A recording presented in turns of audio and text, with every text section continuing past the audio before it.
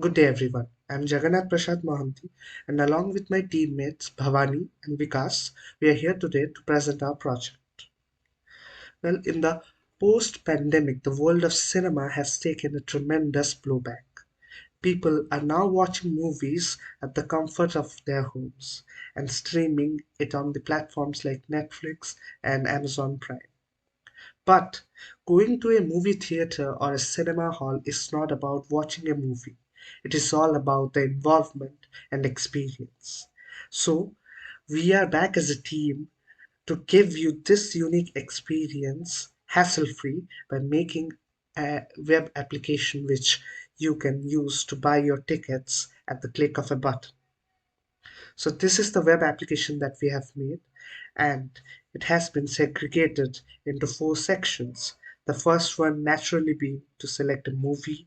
Then you can select the schedule as per your time of the day, and you can select the seat that you prefer. It also has the last booking details. I'd like my friend Bhavani to continue with this presentation. Thank you, everyone. Hello everyone, my name is Bhabani Shankar. First of all, thank you Jagannath for giving a brief introduction about this project. And in this part, I will be explaining about the working of this website, and I will also be discussing about the edge cases that we found during the creation of this website and uh, how we dealt with those edge cases. So I will be discussing that too. So let's move on to the how the website works. So as you can see, the UI is divided into two sections: the left section and the right section. The left section is basically user interactive, and the right section is only for not like user interactive, we can say. It is only for displaying the details, and the left section is again divided into three subsections: selecting a movie section, selecting a schedule section, and selecting seats section. So uh, let's first select a movie. I will go with this one, and I will go with 3 p.m. show, and the user can select multiple seats according to his choice. Let's select 2 seats from A2, 4 seats from A4, and 6 seats from D2.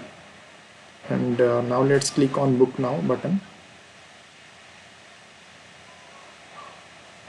So the message, booking successful message, popped up on the screen, and you can see the last booking details also gets updated when the movie, like when the booking is successful. So the movie which I selected, it will show here, and the slot and the seats will also be showing here. So now let's come to the edge cases part. So what happens if a user doesn't select anything and clicks on the book now button? So the message will be shown that please select a movie, and if the user selects the movie but didn't select any schedule and or neither any seats nor a schedule, so let's click on book now. It will uh, ask the user to select a time slot or schedule. So let's select the schedule, and doesn't and we don't select any seats, so it will show invalid seats. And then if we just give a seat like 1 in A3, then our booking will be successful, and the last booking details also gets updated in the database. So now I would like to ask my friend Vikas to take this forward, and thank you so much for listening. Hello everyone, myself Vikas. First of all, I would like to thank both of my teammates, Jagannath, Prasad, Mohanty, and Bhabani Shankar, for giving you a brief introduction and workings of this app showing. Okay, I will be here showing you the responsiveness of this app and how this web app works internally. Okay, let us see the responsiveness of this website. if it fits for even smaller screen as well. It's a web app, and if you shrink more and even smaller, okay, fully responsive. The user can book his movie even in small screen or small mobile, you can say. Okay, we have already seen the working of this app in the interface. Let us see how this app works internally. Okay, and this is our home page. Okay, which has a model for specifying user whether a booking was successful or not, and movie user gonna select, and last booking details component, and time schedule and seats. Okay, on clicking of book now button, what is gonna happen is this handle book now function is gonna call. Okay, let us see what this function does. Okay, and it's a function. First it checks if the movie is selected, and if not, it's gonna say that please select a movie, as we have already seen. And it goes check for movie time and seats as well. And if all those are selected, then it's what gonna do is it's gonna call this function handle post booking. This is from our context, which basically provides a post request on our server. Okay, let us see what this function is doing. This is our function over here, and open our context state. Okay, here. And okay, as you can see here, this is our function which you have seen. What it does is it makes a post request on the server, providing it a movie with the user selects and time and number of seats. Okay, and we are getting back the response, which is nothing but the data which we have provided it to the server.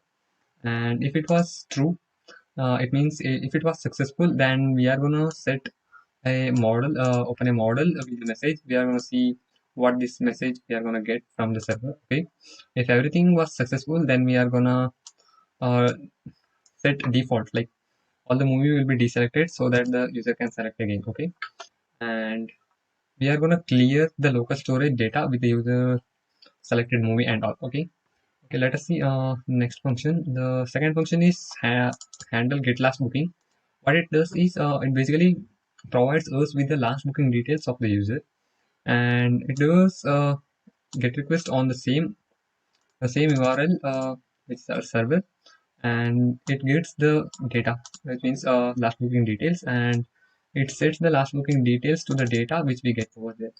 And this function runs whenever the page is loaded. Okay, and here you can see here the whatever the user has selected movie, it will be set it in the local storage, so that if the page refreshes, it won't be lost. Okay, and this is our context, so we are doing clear here. Okay, let us see what this post request does in the backend. This is our front end. As you can see here, this is our folder structure, open backend, and as you can see here, we have this is basically connecting to class, roots, and open roots.js.